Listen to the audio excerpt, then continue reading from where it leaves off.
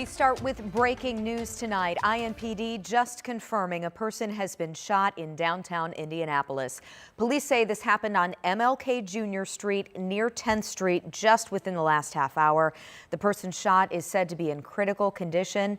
We do have a crew headed to the scene right now. We'll get you an update on air as soon as we can. More information online as well. Now to the south side and a deadly crash where a married couple was hit by a car in their own front yard. This happened this afternoon on West Thompson Road between South Meridian and Bluff. Brandon Schaff talked with neighbors who say dangerous driving is far too common in that area. When driving through this neighborhood on West Thompson Road, this sign on a mailbox tells drivers to slow down. Neighbors fearing danger. On that same block Saturday afternoon, police say a car swerved off the road and hit a husband and wife.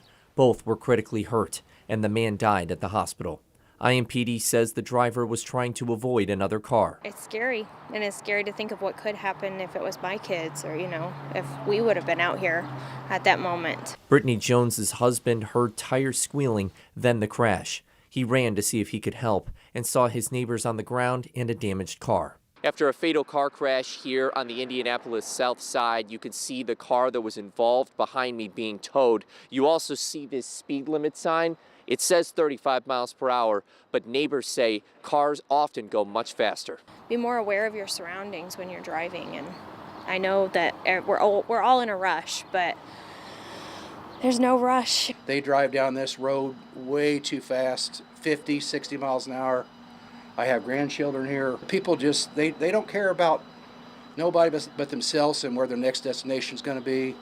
And it costs lives, and it's terrible. Craig Kimberlin has lived on West Thompson Road since 1989 and went to school with the man who died after being hit on Saturday. He prayed for him and his wife as soon as he realized what happened. To slow drivers down and avoid another tragedy like this, he suggested a flashing sign on their street. Put a radar down here, because a lot of people, they get scared when they see that radar and they slow down. On Indy's south side, Brandon Schaff, 13 News. IMPD says the driver did stay on scene and was cooperative with officers. They do not believe he was impaired at the time of the crash. New tonight, a man is shot in a Kroger parking lot after an argument over Pokemon cards. This was the scene around 7 o'clock tonight. It's the Kroger on Twin Air Drive near Southeastern Avenue. Officers say the person shot was taken to the hospital in serious but stable condition. Police also say this was a targeted shooting all over those popular trading cards. And it's almost like a broken record, but I consistently say when you're having problems, don't work it out with violence like this. Try to work it out by talking. If you can't, turn and walk away. Get someone to be a mediator between you, or literally just walk away. It's not worth taking somebody's life or seriously injuring somebody. Police say they detained a person of interest in this shooting. They're also asking anyone with information to call IMPD or Crime Stoppers. Tonight, Haley Busby was honored at the Fisher's Freight game. Busby went missing earlier this year before police found her body weeks later in Ohio.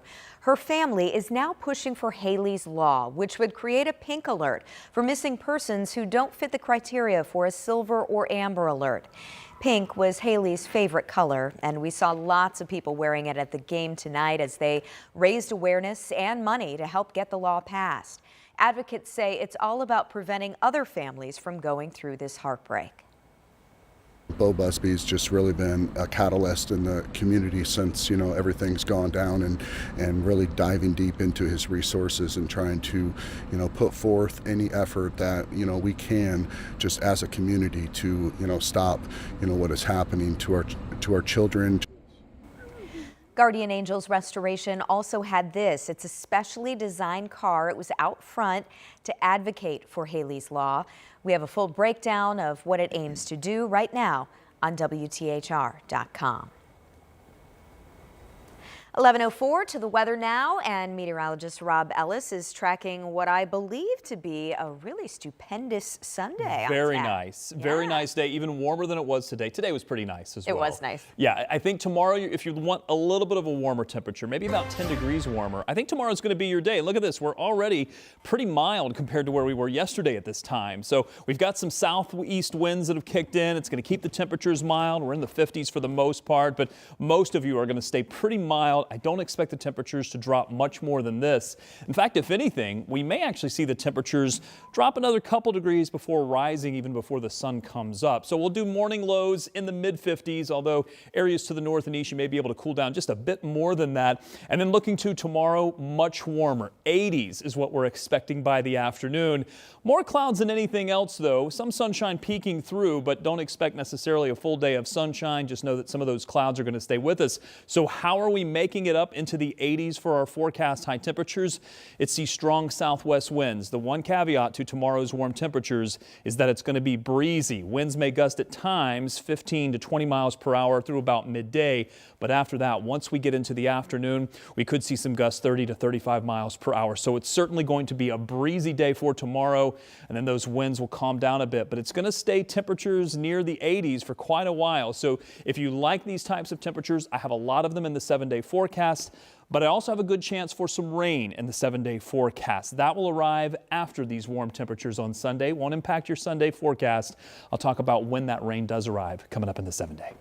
Okay, see you in a few minutes, Rob. Thank you. You got it.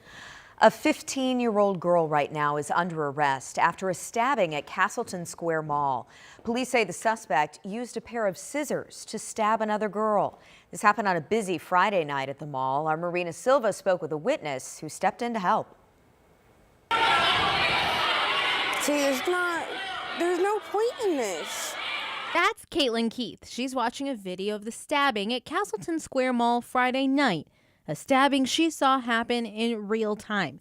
Now, we are not showing the video because it's not clear who took it and the graphic violence involving minors. I ran out to the store, like in front of the store, big old fight happening, and then I saw these 3 girls walking, the one in the middle covered in blood, just completely drenched, and they were in shock and they just kept walking. Keith says she jumped in to help that teenage girl. According to investigators, the teenager was taken to the hospital with traumatic injuries, but now her condition is described as stable.